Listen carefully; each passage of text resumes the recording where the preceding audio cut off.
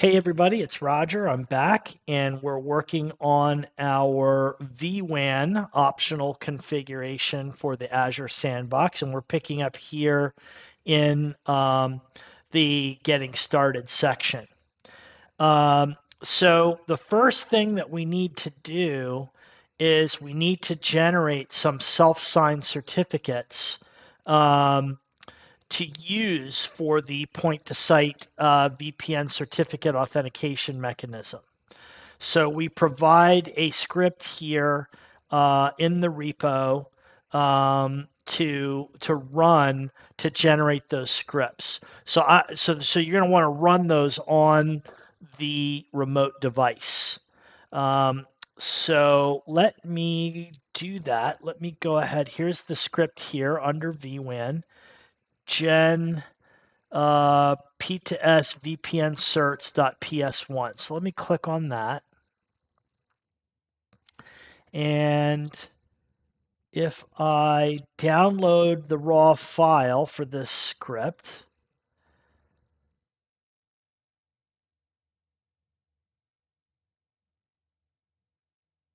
I'm going to keep it. And let's see where it got put. Probably in my downloads folder.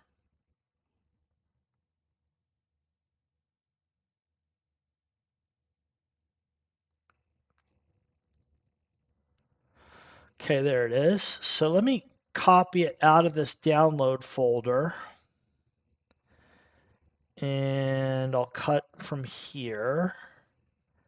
And let me just drop it like in a scripts directory or something off my root.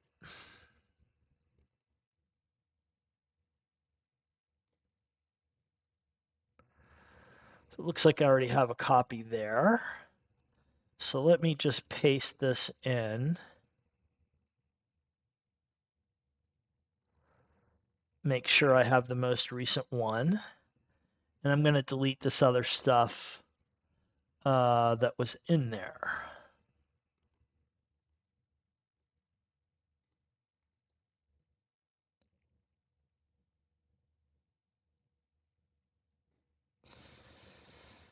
Delete this directory as well. Okay, so we have the script down here on my computer. So let's open up a PowerShell terminal and we'll run it.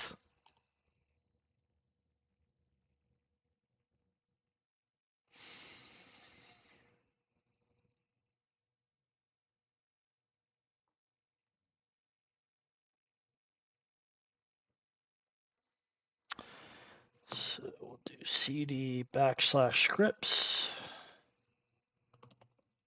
And there's our script. So let's go ahead and run this script.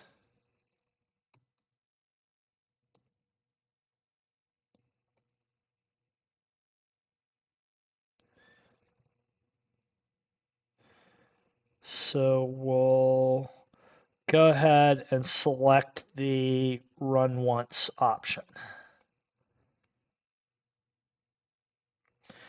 Okay, so it's going to create a root certificate with the CN of my P2S VPN root cert.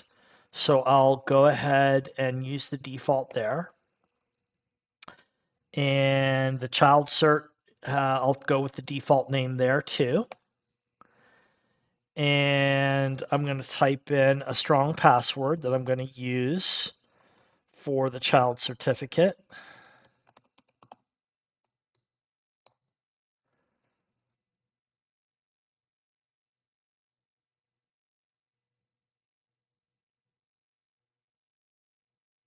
Okay, so it looks like the script completed, and we have two files left in this directory, actually three files.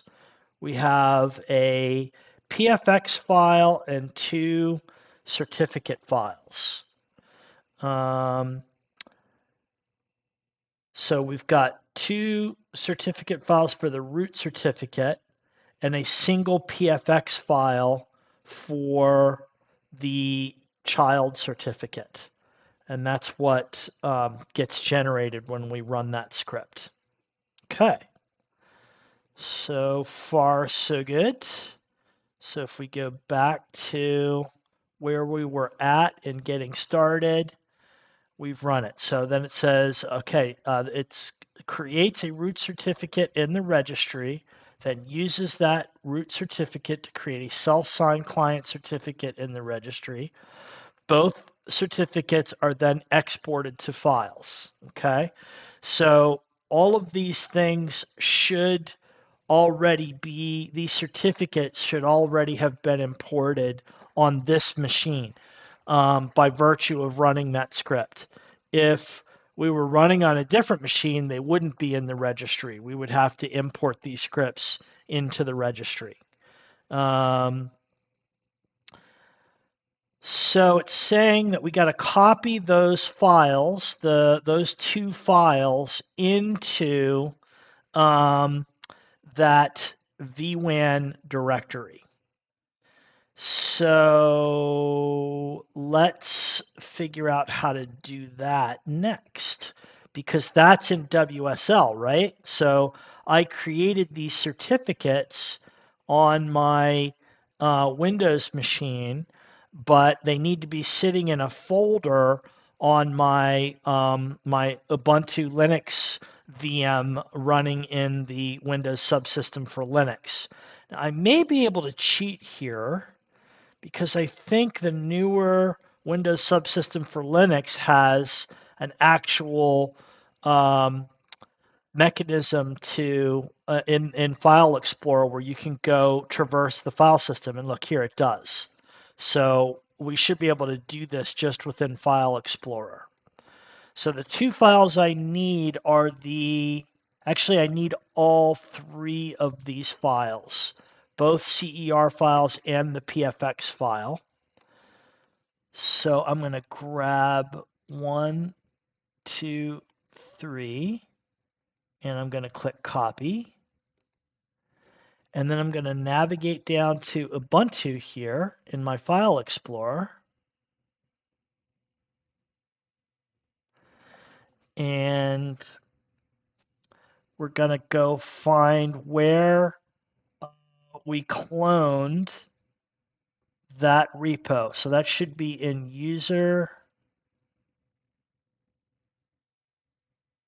source. No. No, that's not there. I'm trying to figure out, I'm trying to remember in Linux where the home directories are found. Here we go. Here's our home directories. And here's my rdoherty home directory. And in the rdoherty home directory, we will find this Azure Sandbox folder, which is where we cloned our GitHub repo. And in that Azure Sandbox folder, here is my VWAN configuration. So we're going to paste these certificates files into that folder. So we should be good to go in terms of having those certificates in the right place so that my automation can pick it up. Okay, so now we're ready to go back to doing what we're normally used to doing, like running Bootstrap and stuff like that. So let's fire up VS Code on our client environment.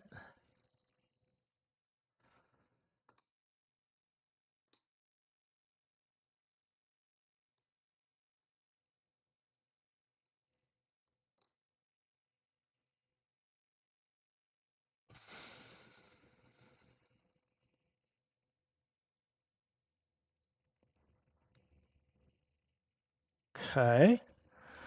And we're working now with this VWAN config. And you can see we've got these 3 files that got added. And we'll go ahead and open our terminal. And maybe we'll go ahead and up our font size to make this a little bit easier to read. Okay, perfect. That might be actually too big. Let me reset that. Appearance, reset zoom, and appearance zoom in. Okay. Now, if we change our directory down to Terraform Azure RM vWAN, and we list the files there, we could see all these files line up with what we're seeing here in our Explorer view, so we know we're in the right place.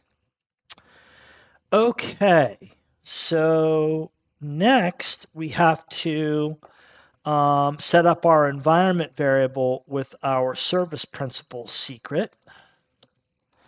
So that's tf_var arm client secret equal to, and I'm going to pause the video while I go and get that secret.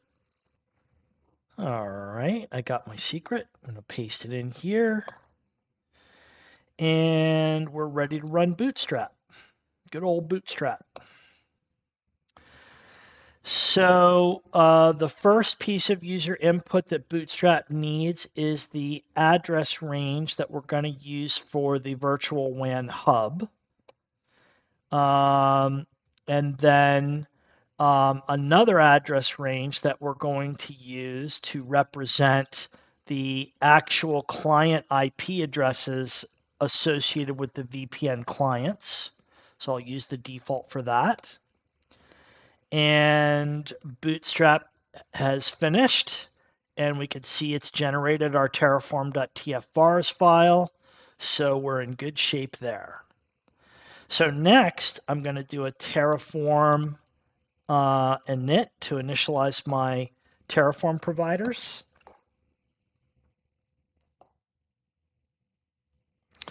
I'm going to validate the syntax of my configuration to make sure it's syntactically correct with a Terraform validate. And I'm going to generate a plan to tell me what will be provisioned in Azure if I apply this configuration.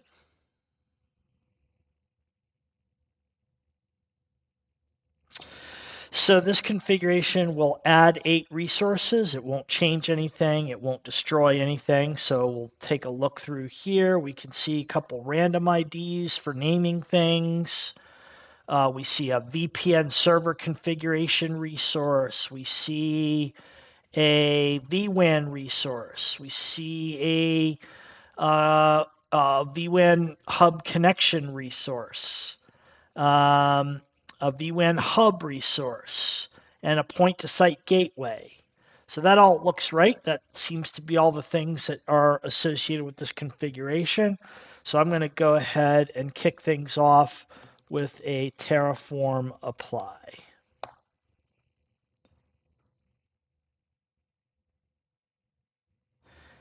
And once again, we verify there's going to be 8 resources provisioned. So I'll say yes, and we're off and running. So these vWAN resources can take quite some time to provision. The hub completed almost immediately. The VPN server configuration created pretty quickly. Actually, no, it was not the hub. It was just the name of the hub. So that's not created yet. So we're creating the vWAN. And the vWAN hub was created. And now it's creating the vWAN hub. And the vWAN hub will take some time to provision.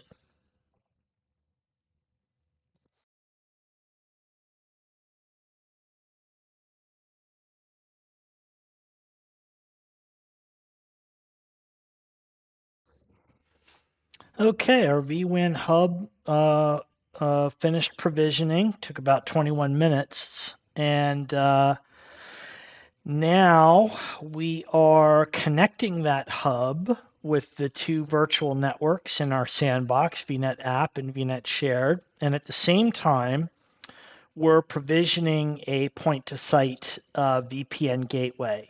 And that point-to-site VPN gateway configuration can take quite some time as well.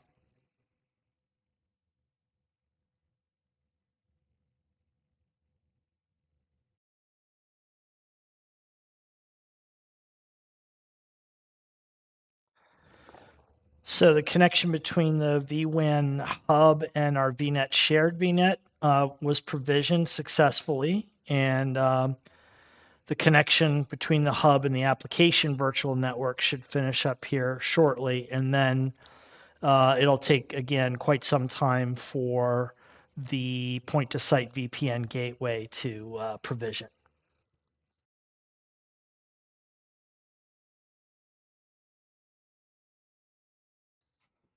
All right, so both of our VNets are connected to the vWAN hub, both VNet app and VNet shared, and now we'll just wait for this point-to-site VPN gateway resource to.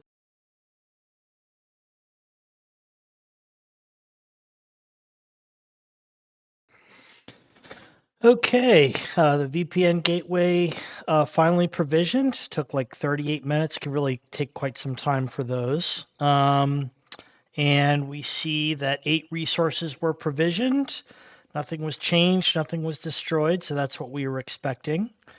And we can also have a look at the Terraform state file that was generated to see what those 8 resources are. And there they are. A point-to-site VPN gateway, a vWAN hub, a couple of connections to VNets, a vWAN, and a VPN server configuration, and a couple of secrets. So I think that's it for the getting started section. And we'll pick up in the next video on smoke testing. Thanks, everybody.